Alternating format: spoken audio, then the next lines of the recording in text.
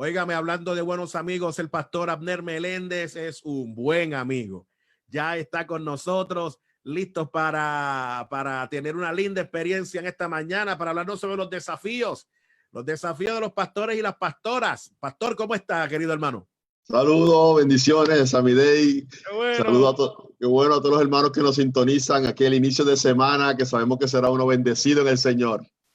Qué bueno, sin lugar a dudas, hablar sobre la experiencia de los desafíos, mirar la experiencia del reto pastoral, me parece que hay que mirarlo, hay que trabajarlo.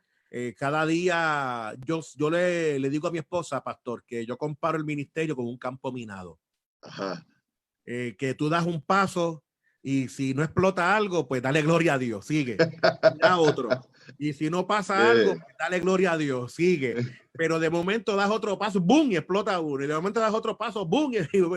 Tú sabes, para mí yo comparo el ministerio como con un campo minado. Cualquier cosa puede suceder. En esa construcción de imágenes, a mí me gusta también decir que el ministerio es como una montaña rusa. Sí. Uno se monta y ahí el camino no es recto, es como tiene muchos virajes inesperados, porque la pastoral está llena de enfrentar muchas emociones. Uno puede estar un mismo día casando una pareja o dando consejería prematrimonial y por la tarde atendiendo un matrimonio que quiere divorciarse.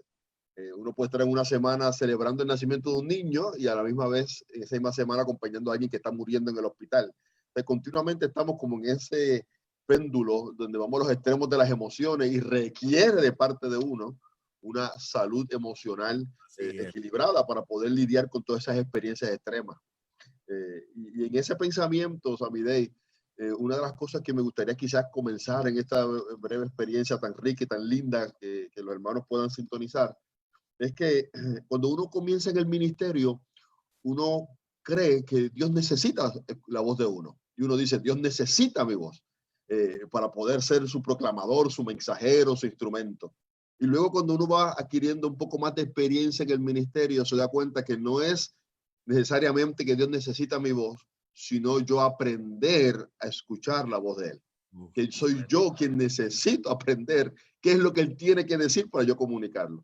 Y para mí eso ha sido fundamental. Yo no sé cuántos amigos nos puedan, ¿verdad?, sintonizar y concordar con nosotros, diciéndonos, que cayendo en este mismo pensamiento, ¿verdad?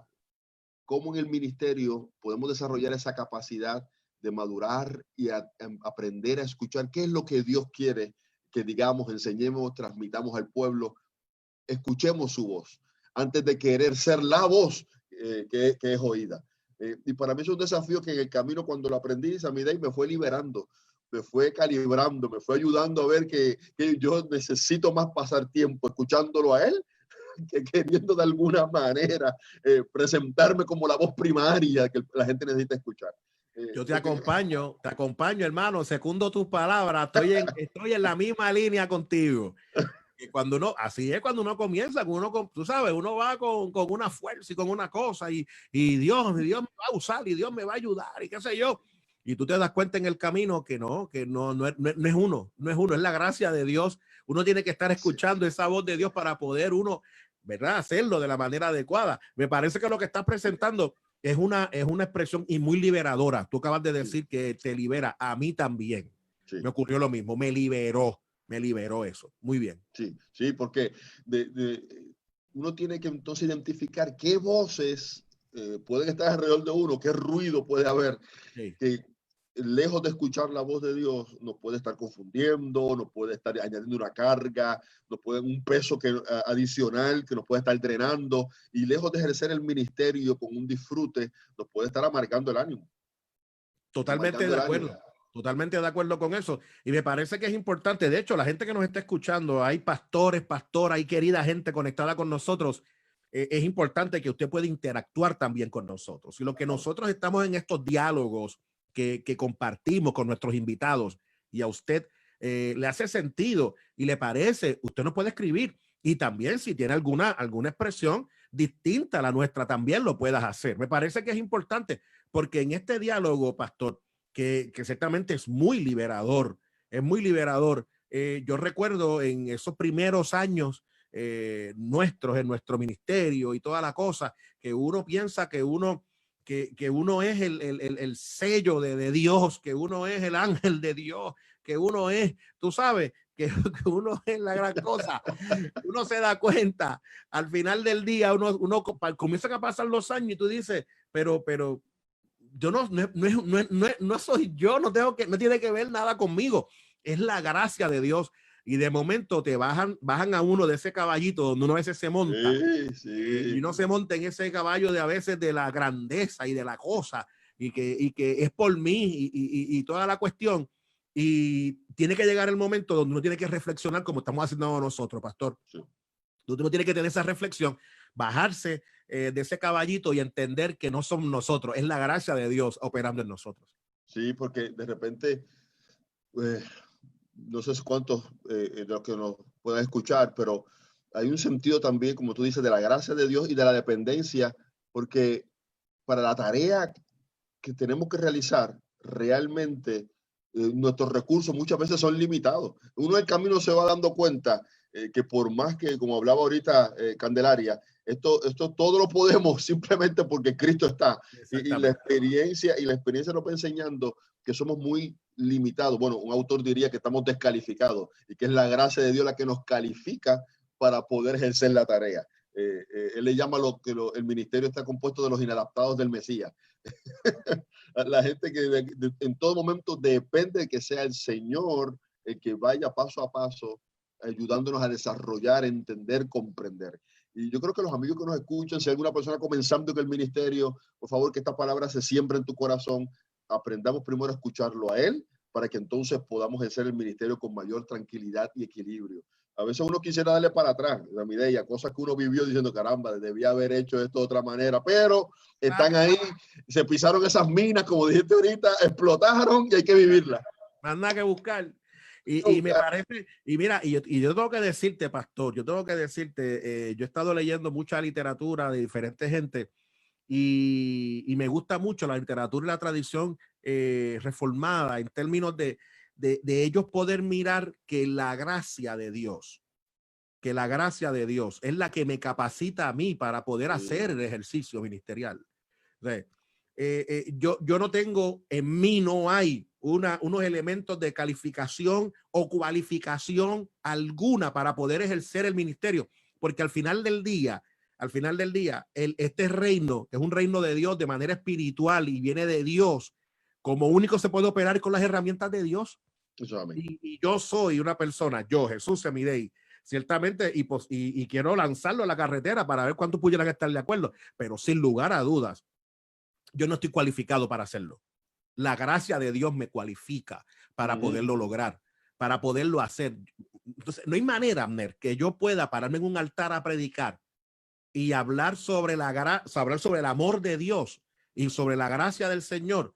O sea, yo no puedo lograr predicar eso si Dios no está en mí, porque el deseo que hay en mí es posiblemente un deseo de venganza, es un deseo de no amar a la gente, es un deseo de simplemente yo abandonarlo todo, pero la gracia de Dios, su Espíritu Santo me capacita para poderlo lograr. Nos calibra, nos ayuda a afinar y refinar nuestras motivaciones. Entonces nos saca del centro de nosotros y se coloca a él y somos sus instrumentos. Así es. Cuando uno va entendiendo eso, uno siente que el peso de los hombros se va quitando porque entonces ya no anda en ese sentido de competencia, porque hay una competencia que es de capacidad que todos tenemos que desarrollar, ser competentes en nuestra área, dar lo mejor de nosotros, ponerlo en nuestra parte, pero se nos va quitando esa otra área de la competencia como rivalidad o comparación o algún elemento añadido de esa naturaleza que nos pone aprensivo a siempre estar evaluando el ministerio a base de ciertos estándares humanos y no divinos. Yo sé que la iglesia tiene que desarrollarse, yo sé que la iglesia tiene que crecer, yo sé que los elementos debemos proveer para que así sea, pero en primera instancia, cuando escuchamos esa voz de Dios y la gracia de Dios sobre nosotros, que yo quería compartir en esta mañana, estamos llamados a ser fiel a Él. Y el llamado a la fidelidad es la esencia de todo esto, ¿verdad? Sé fiel en lo que Dios ponga en tus manos realizar y hacer para este tiempo. ¿Sabe? Que hay una convocatoria a la fidelidad que no se nos puede olvidar. Y es interesante, pastor, lo que estás mencionando en este momento. me parece que es determinante porque este concepto de la fidelidad, donde de alguna forma se ha abandonado en el proceso y se ha dejado a un lado el concepto de la fidelidad. Y me gusta mucho el concepto bíblico porque al final del día, cuando Jesús cuando se llame a la gente, la palabra que aparece en el texto bíblico es porque fuiste fiel. O sea, cuando el Señor llame y diga, en lo poco fuiste fiel. Esa palabra no habla de que no habla que fuiste inteligente, que fuiste aquello, que fuiste un gran predicador, que yo el tamaño de la iglesia, los programas. Exactamente, cuántas campañas evangelísticas había en el planeta, cuántas páginas de Facebook tenía, cuántos likes le daba a la gente en la página, tú sabes. No, en el texto bíblico yo lo que veo es una palabra clara: fuiste fiel. Y me parece que ese tema hay que rescatarlo, pastor. Hay que rescatarlo porque en ocasiones podemos caer en una carrera frenética, de una distorsión del ministerio que no es saludable y que nos va a hacer daño a nosotros. Así es. Por eso, cuando reflexionaba en qué desafíos, yo creo que las bases están en esta experiencia del llamamiento, de escucharlo a él, la gracia de Dios es la que nos habilita y capacita, y la experiencia de la fidelidad que nos conduce a la famosa frase que yo sé que tú conoces, pastor, y los compañeros que también puedan haber escuchado, nos lleva a la importancia del ser versus el hacer, ¿verdad? Porque esa fidelidad nos lleva a una búsqueda de identidad, de valor, de propósito en él, más que en la tarea que estamos realizando. Oye, pastor, y la realidad es, perdón que te interrumpa, la realidad es que dentro de este ejercicio ministerial, si uno tiene estas cosas claras, uno se confunde, se confunde. Porque el ejercicio ministerial y de la manera en que está compuesta las estructuras te llevan a tú tener una carga y una presión detrás en tus espaldas, una presión de que tú tienes que competir, tú tienes que crecer, demostrar. Sí, tú tienes que demostrar que tú eres bravo, que es más, tú tienes que llegar allí y esto tiene que pasar, porque si eso no pasa, tú sabes, pues hay algo malo, y te ponen una carga. O sea, el sistema está como compuesto, está hecho como para ponerte una carga, que esto que estamos hablando, de alguna manera lo que hace es que nos libera exactamente de eso, nos libera. Tú sabes, donde yo puedo experimentar en la paz de Dios en medio de nuestro ministerio, pastor. Mire, ministro, vamos a complicarlo un poco, porque la realidad pastoral, por lo menos aquí en nuestra isla, si tú no eres un plantador de iglesia, que también tiene sus particularidades, que eso puede ser otro tema, claro. Pero regularmente, no siendo como norma, en las estructuras nuestras, uno va a lugares donde han habido pastores previos o pastoras previas. Sí. Entonces requiere de uno estar claro en esa voz que escucha, en esa gracia sobre uno, porque los hermanos, las ovejas, por amor a la memoria de los ministros previos en los lugares donde estábamos, tienden a hacer comparaciones, que si uno no está equilibrado, la gente comienza con el discurso, yo me acuerdo que en esta iglesia era de esta manera la gloria de Dios, y si uno no está claro en qué Dios quiere con uno y la agenda de Dios con uno en el camino se diluye y termina diciendo, mira, yo no me puedo comparar con fulano. Así es. Mira, yo recuerdo un día, en eso mismo que tú estabas hablando de experiencias pastorales, yo recuerdo un día que voy a hacer una visita, y cuando llego a hacer la visita, entro y me siento, y saludos, hermano, y qué sé yo, y la persona que yo estoy visitando me dice, pastor, pero quítese los zapatos. Y yo le digo, ¿y por qué me voy a quitar los zapatos, hermana? Y ella me dice, no, porque es que el pastor que estaba anterior a nosotros, el pastor que estaba antes de usted, él llegaba aquí, se quitaba los zapatos, se acostaba, tú sabes, y pues que usted haga lo mismo también. Y yo digo, no, pero es que yo no soy así. No, pero es que el pastor que estaba antes era así. Nosotros queremos que también cuando usted venga se quite los zapatos, se acueste. Tú sabes, y yo dije, no, hermana, yo no soy así.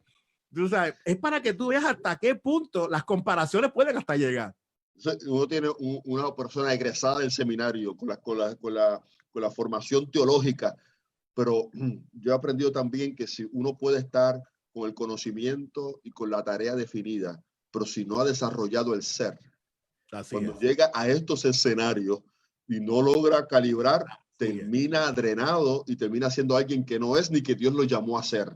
Porque entonces para querer encajar uno empieza como a ceder los límites el espacio de uno para poder ser aceptado. Y yo no estoy hablando de que el pastor o la pastora sean unas personas distantes y de alguna manera amenazantes en su postura, no, estoy hablando de esa identidad que tenemos que tener por cuanto hemos escuchado la voz correcta, que es la gracia la que nos habilita, y esto soy yo, este soy yo, hermano. Yo le he dicho a la iglesia, este soy yo no soy otro. Estamos creciendo juntos en la experiencia, estamos madurando juntos en la experiencia en este peregrinaje. Eso para mí, si lo hubiese aprendido hace 20 años, pastor, pero volvemos, aquí estamos, había que vivirlo. Mira, y qué bueno que lo aprendimos en el camino, porque hoy Dios nos está usando para hablarle del corazón nuestro, hablarle a pastores y pastoras que están experimentando esta presión también, que están luchando con el ser o hacer, que es la batalla. Entonces están luchando para poder ganar la admiración y el respeto de otros. Y a veces abandonamos, como tú bien dices, pastor, el ser por el hacer. Y hay que hacer mucho, aunque yo deje de ser. ¿Para qué? Para que de alguna manera la gente pueda ver lo que uno es. Mira, y al final del día, pastor, una de las cosas que yo he aprendido con los años, al final del día, lo que yo hago no define lo que yo soy. Lo que yo hago no lo define. Al final del día, una de las cosas que yo he podido aprender con los años es que cuando yo hago mucho, cuando yo estoy haciendo algo para que la gente pueda ver en mí algo, yo tengo una situación que tengo que trabajar en mí. Yo tengo un problema de identidad. Sí, sí. O sea, cuando yo tengo que hacer algo para que la gente vea en mí algo, yo tengo un problema de identidad. Y ese problema de identidad hoy estamos hablando sobre eso. Y me parece que lo que usted está trayendo, un desafío de hoy, es los problemas de identidad pastoral. Sí, sí. Tú sabes que tenemos que hacer algo para que la gente nos vea con buenos ojos. Para que la gente diga, oh, eso es un tremendo pastor. Oh, Abner, una iglesia con 600 personas en un culto de oración. Pero cuando se mira al que tiene quizás 20 o el que le van 5, ese no es un buen culto de oración porque van 5. Tiene que ser, mi culto tiene que ser como el del pastor Abner, que tiene 600. Y esa es una trampa. Eso es una trampa. Eso es una trampa sutil, pero oye, como dice un escritor, el diablo es cruel y tiene guantes de seda, ¿verdad? De repente es una trampa sutil y que va a minar y a diluir el ministerio. A los pastores, pastoras que nos sintonizan, yo creo que lo importante es escuchar la voz de él. Sí. Tú no eres la voz, ni yo tampoco, es él. No somos la voz. Él es la voz que hay que escuchar para entonces hablar en nombre de él, lo que edifique. Esa gracia que nos habilita y este último punto que muy sabiamente has trabajado conmigo, pastor, es el elemento del ser. En la medida que eso está sobre las bases, lo que vayamos construyendo en las próximas semanas, los desafíos, los podemos enfrentar. Pero para mí era esencial colocar estas bases que van definiendo la ruta. La identidad debe estar clara en el Señor. Mi valía debe estar en Él. Porque hoy la gente te grita Osana el domingo y el viernes dice crucifícale. Danos a Barrabás es mejor. Danos a Barrabás. Así mismo es. Mira, y de hecho debo decir, utilicé el ejemplo del pastor Abner y de la iglesia, porque ciertamente Dios ha bendecido al pastor Abner. Sí, sí. La gracia de Dios le ha bendecido de manera extraordinaria. Pero escúcheme bien, eso es al pastor Abner. Eso es al pastor Abner. Y mira, y ha habido días, pastor, días que yo me pregunto, ¿y dónde está la gente? Porque de repente se les olvida que hay culto. Entonces, todos los desafíos están. Exactamente. Y es importante que nuestra gente sepa que Dios va a bendecir a cada cual. Y bendice al pastor Abner, y Dios le ha bendecido en Amelia. Yo he estado allí, testifico la gracia de Dios con el pastor Abner en Amelia. Ha sido glorioso. Pero también Dios bendice a aquel pastor que tiene, cuando va al culto de oración o el culto del domingo, son 25 o 30 personas. Allí también está la gracia de Dios, y con los 500, los 1000, los 10,000 que hayan, pero también con los 25, con los 10, la gracia de Dios está allí también para asistir, porque al final del día es la iglesia del Señor. Y la fidelidad a la misión de Dios. En la medida que somos fieles a la misión de Dios, puede ser una iglesia de 25 y muy efectiva en su comunidad, porque está cumpliendo la tarea que Dios le pidió para ese lugar en ese momento histórico. Así que eso es otro tema, como diría uno, ¿verdad? Mira, pastor, antes de que te vayas, tengo por aquí algunos comentarios. Omar Figueroa nos dice, lo que hacemos y lo que somos debe tener un balance.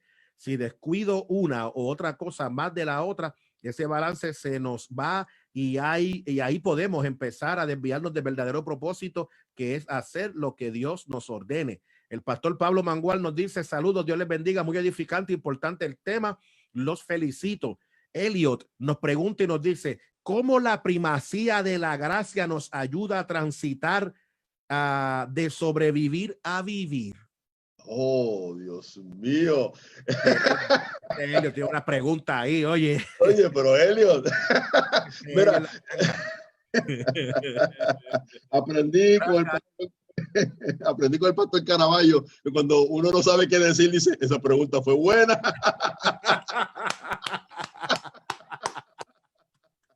Ese es buena. No, imagínate, esa gracia de Dios, bueno, algún área de la iglesia diría esa gracia soberana, ¿verdad? Sí. Es la que nos tiene, es por Él, para Él. En Él vivimos, somos y nos movemos, ¿verdad? En esa gracia es que nos movemos. Totalmente, la gracia de Dios, sin lugar a dudas, es poderosa. Oye, Pastor Abner, gracias por estar con nosotros, como siempre. De verdad que tu participación es increíble. Dios te usa en gran manera y Dios nos bendice tanto con tu ministerio, con tu bendición, con tu amistad. De verdad que el Señor nos bendice tanto contigo. Pastor, ¿cómo la gente puede comunicarse con tu ministerio, saber de lo que Dios está haciendo contigo? Estamos para servirle allí en la iglesia de Amelia, en el barrio Amelia de Guaynabo, 787-781-7209 es el teléfono de la iglesia. Nos pueden seguir también en las redes sociales y CDC Amelia, Guaynabo, Puerto Rico. Ahí está la información. Pastor Abner, gracias. Nos vemos el próximo lunes. Gracias por bendecirnos, hermano querido. Óigame.